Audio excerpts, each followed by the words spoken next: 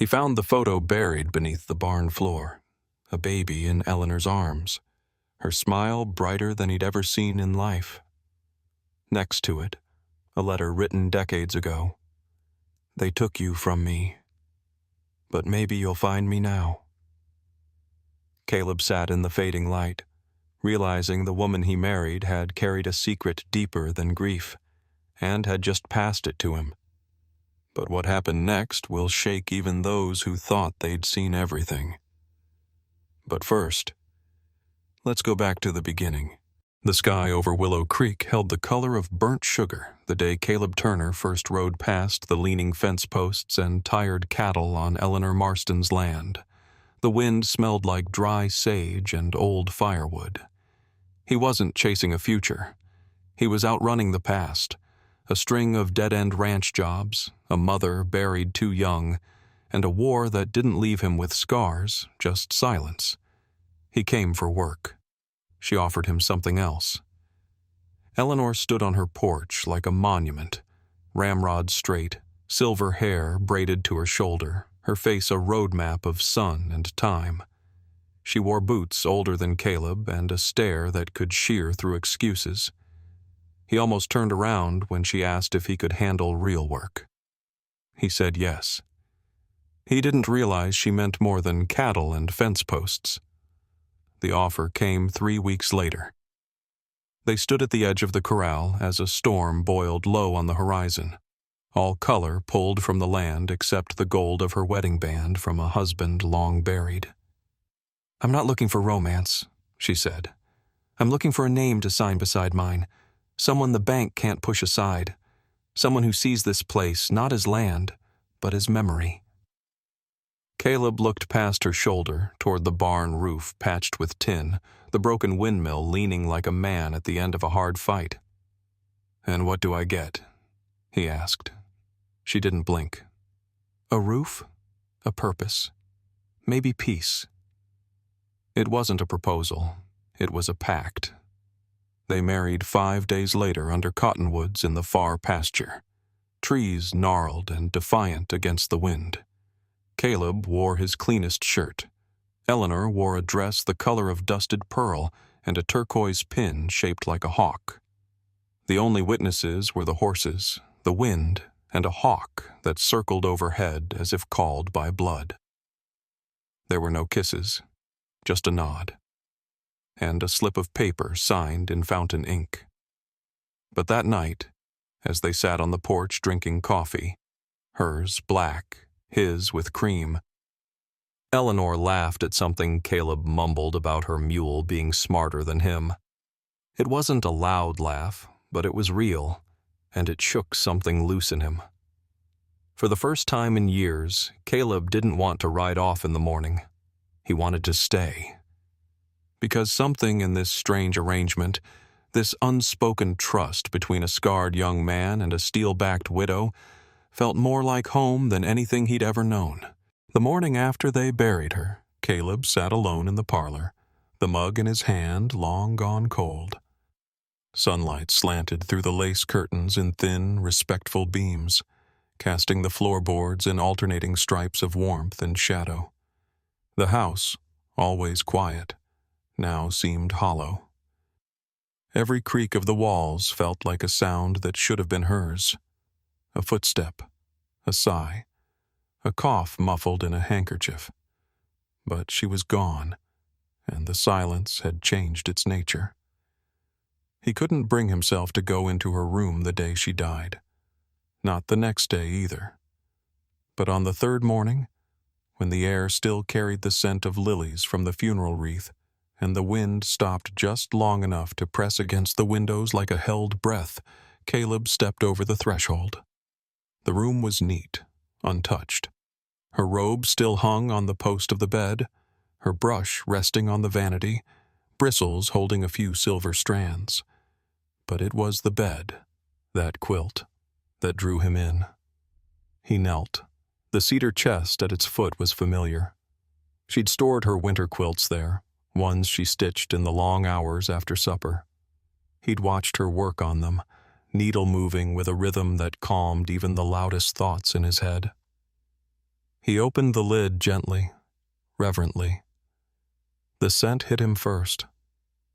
Lavender and cedar, soft as memory. And there it was, a small envelope, cream-colored, tied with a ribbon faded at the edges. His name was written in her hand. Clean, confident. His breath caught. He slid the ribbon free and unfolded the letter. The paper crackled like old snow. Every word sank like a pebble in a still lake. She'd known. Not just about her illness, but about him. The kind of man he was. The kind of pain he carried. She'd seen it all and still chosen him. Not for what he could fix, but for what he could hold. And then, go to the barn. He looked up from the letter, and the world had changed. Grief didn't vanish, but it sharpened, focused, became a direction, not a weight. There was something she had left behind, not just land or legacy, but a truth. And whatever it was, it waited in the barn beneath dust and wood, as quiet and patient as Eleanor herself. Caleb folded the letter, tucked it inside his jacket, and stood. The house was still quiet, but this time it didn't feel empty. It felt like it was listening. The old barn had always creaked in the wind, but that evening every groan of its beams felt like a voice. Caleb crossed the threshold with boots caked in red dust, and a weight in his chest he hadn't known how to name until now. He wasn't just following her instructions. He was stepping into a memory she'd buried deeper than any fence post on the property. The north wall was warped and dry, the boards brittle from years of sun and silence. He found the plank she'd described, a slightly raised edge, a nail that had rusted crooked. With the claw of his hammer, he worked it loose.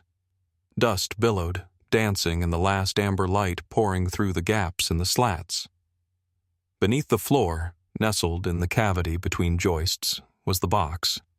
It was small but dense, the kind of box meant to guard things too painful to leave visible. Cold metal scraped his palms as he lifted it out. The lock had long since broken. It opened with a quiet click. The inside was layered. Brittle documents, folded envelopes, papers yellowed at the edges and curled from age. Some were old land deeds, signed in fountain pen. Others were legal letters about guardianship and orphanage rulings. But tucked between them was a photo. A black and white square, edges frayed. A baby girl, maybe a year old, dark curls brushing her cheeks. In the photo, Eleanor looked impossibly young, maybe 25, cradling the child with a softness he'd never seen on her face in life. Her smile wasn't polite. It wasn't restrained. It was raw and full, the kind that belongs to women who believe the world still has room for miracles. And then, the letter, written in long, slanted cursive, ink faded but legible. My sweet daughter, they said I was unfit, said I was too young, too alone. I begged, I screamed. I never stopped looking. Every Sunday I brought a blanket and sat by the road near St. Francis' home. I waited with an extra sandwich, just in case. I never found you. But maybe you'll find me now.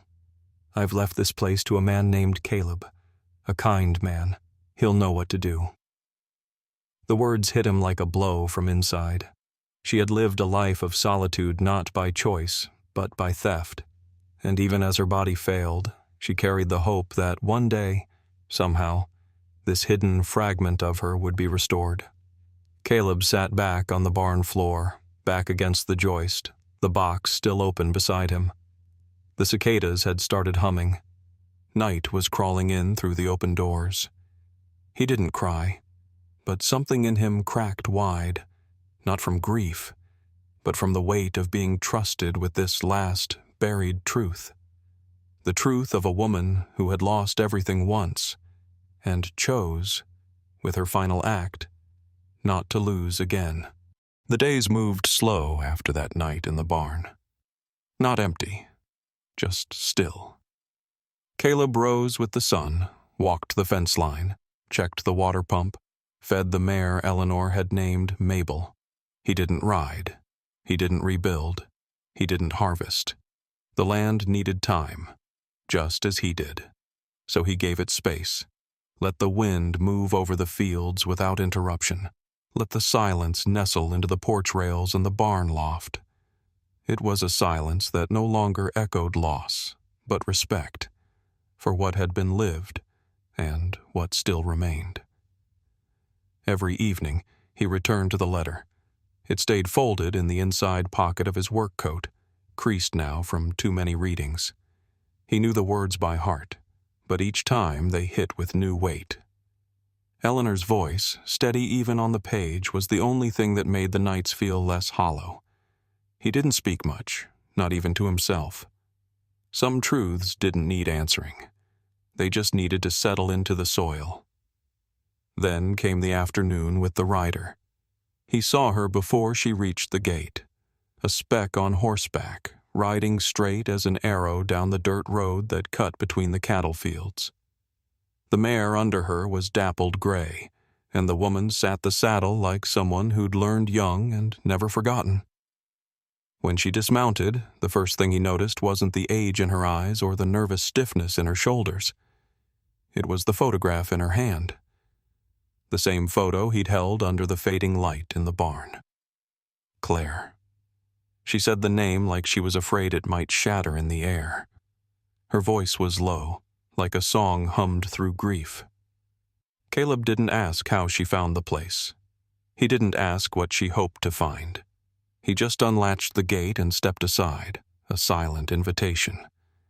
They talked near the cottonwoods, sat on overturned feed buckets. She read Eleanor's letter once. Then again. She didn't speak while the tears came.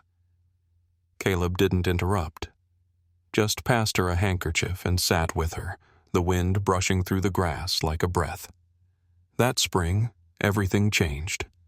Claire returned with seeds and quiet determination. She dug into the hard ground behind the barn and planted rows of sunflowers, tall and proud. Caleb carved a bench from cedar, smoothed it with his own hands, and set it beneath the trees where he and Eleanor had married. They never named what grew between them. There was no need. It wasn't romance. It was something deeper, a shared inheritance of silence and soil. And in that, they were home.